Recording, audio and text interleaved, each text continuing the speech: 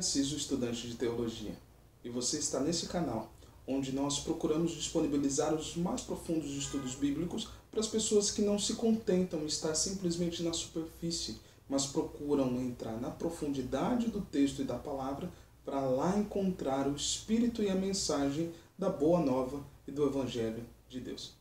E hoje, como nós viemos já há algum tempo, estamos comentando o livro de Atos dos Apóstolos e hoje vamos comentar o capítulo 11 de Atos dos Apóstolos. E no capítulo 11 de Atos dos Apóstolos eu tenho certeza que você estará e será impactado com essa mensagem. Mas antes de eu começar isso, vamos a alguns recados que a gente sempre diz e comenta aqui a respeito de que para você abençoar essa obra, você não precisa fazer muito. Simplesmente curta esse canal, se inscreva no canal, curta essa mensagem, se você gostar. Se você não gostar, comente pelo menos e participe com as suas perguntas, com os seus comentários, com todas as coisas que podem abençoar e ajudar cada vez mais essa ação que eu tenho certeza que é segundo a vontade do nosso Pai, do nosso Deus e segundo a vontade de Deus. Vamos lá? O capítulo 11 de Atos dos Apóstolos ele é um texto muito interessante principalmente para as pessoas que não estão muito conformadas com algumas ações que a igreja traz, desse tradicionalismo muito constante que ainda existe. Eu conheço pessoas e igrejas que elas são contundentes em relação a vestimenta, a comportamentos que são socialmente aceitos dentro do nosso momento presente, dentro da nossa história presente, mas essas pessoas ainda não aceitaram que esses assuntos, que esse momento, ele permite que as pessoas e que nós tenhamos um pouquinho mais de liberdade em relação a um outro passado. Um outro ponto muito interessante que é tratado também no Atos dos Apóstolos e que nós abrimos para essa discussão é o quê? A gente começa a criar várias regras e vários comportamentos dentro da nossa atualidade, mas a gente não entende, não busca lá na essência e não vemos que esses comportamentos que nós temos como tradicionais, como segundo a vontade da igreja e tudo mais, esses comportamentos já não eram segundo aquele momento. Mas eu vou deixar bem claro durante a explicação desse vídeo e com certeza, se você ficar até o final desse vídeo, com certeza você será e sairá edificado após receber essa mensagem que estamos disponibilizando para você, ok? Vamos lá. No capítulo 11, a gente se depara com uma situação bem interessante. O que acontece? Pedro está num determinado lugar e ele recebe uma mensagem de que deveria ir até a casa de Cornélio, e aí ele vai até a casa de Cornélio. Inclusive eu vou deixar aqui em cima o link para você poder ir, depois de ter assistido esse vídeo, para que você encontre o capítulo 10, o comentário do capítulo 10, e você consiga entender toda essa mensagem que estamos disponibilizando aqui. Então, e aí Pedro vai para a casa de Cornélio, e na casa de Cornélio as pessoas recebem a presença do Espírito Santo. Essa mensagem chega até Israel e todos esses pais da igreja daquele momento, né, eles sabendo da mensagem, eles ficam ao mesmo tempo que maravilhados, eles querem saber o que é que aconteceu. E Pedro, quando Pedro retorna para Jerusalém, ele é abordado por aquelas pessoas e eles vêm e questionam Pedro. E Pedro vem e explica todo o acontecimento que estava lá. E o capítulo 11 ele começa exclusivamente apresentando Pedro, explicando por que ele tinha levado e entrado na casa de gentios. Basicamente é isso. E aí tem alguns dados que são muito interessantes que o capítulo 11 apresenta e que nós iremos apresentar a respeito do nascimento do termo cristãos e também o primeiro profeta dentro do Novo Testamento. Mas vamos lá, vamos abrir esses textos e a gente vai conseguir entender claramente o que é que essa mensagem está nos disponibilizando e nos trazendo segundo a vontade e revelação de nosso Deus para nós, ok? Vamos lá. Então no capítulo 11, como eu já disse, ele começa claramente com essa figura de Pedro, com a presença de Pedro naquele lugar, né, já em Jerusalém, e explicando por que ele entrou na casa de gentios. Mas vamos lá.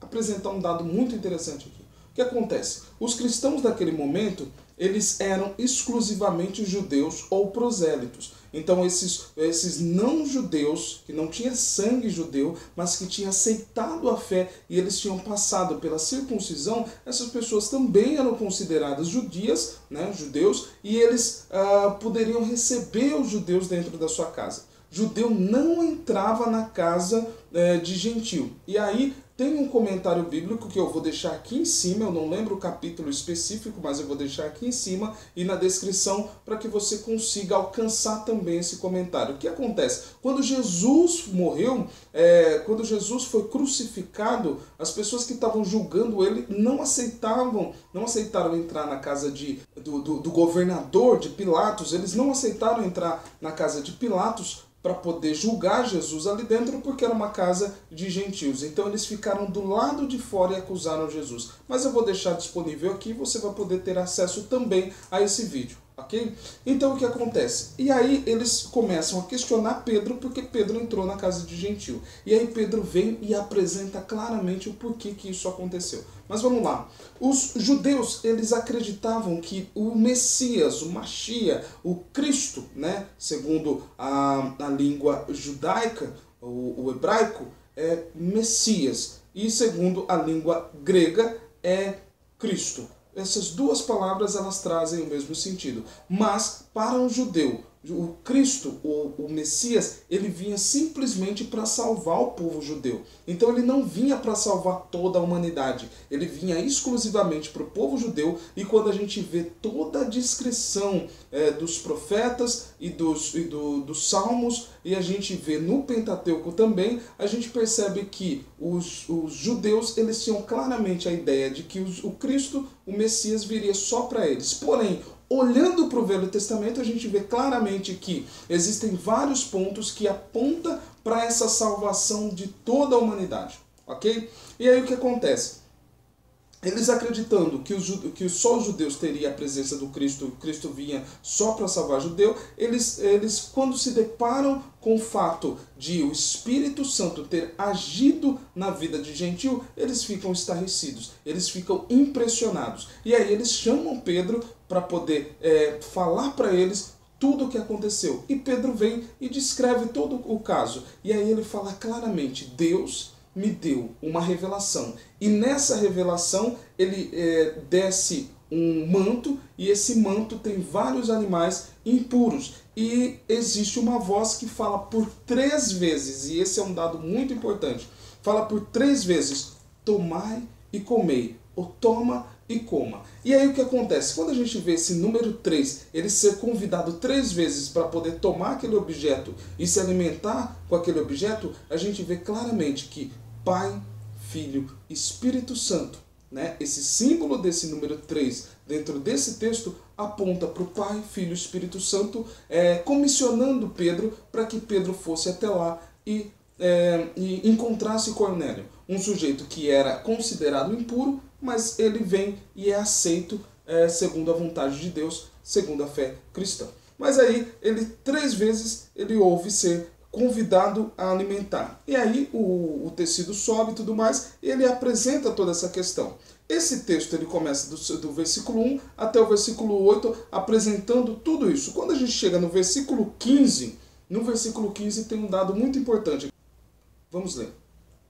Ora, logo que comecei a falar, o Espírito Santo caiu sobre eles da mesma forma que caíra sobre nós no princípio. Quando a gente vê essa palavra especificamente nesse texto, ela aponta para um dado muito importante. Quando a gente vai até o capítulo 1 de Gênesis, a gente vê claramente, no princípio Deus criou os céus e a terra. Quando a gente vai para João, no capítulo 1 de João, vem claramente falando sobre o Cristo, que desde o princípio estava com Deus. Essa palavra ser apontada no princípio, ela vem claramente apontando para o Cristo. E Jesus Cristo sendo revelado também como no princípio dessa salvação da humanidade, também nessa comissão de Pedro até aquele povo e permitir que eles aceitassem a fé cristã e tivessem acesso à vontade de Deus. Até o versículo 15 termina essa primeira perícope. Depois, quando chega na próxima perícope, do 19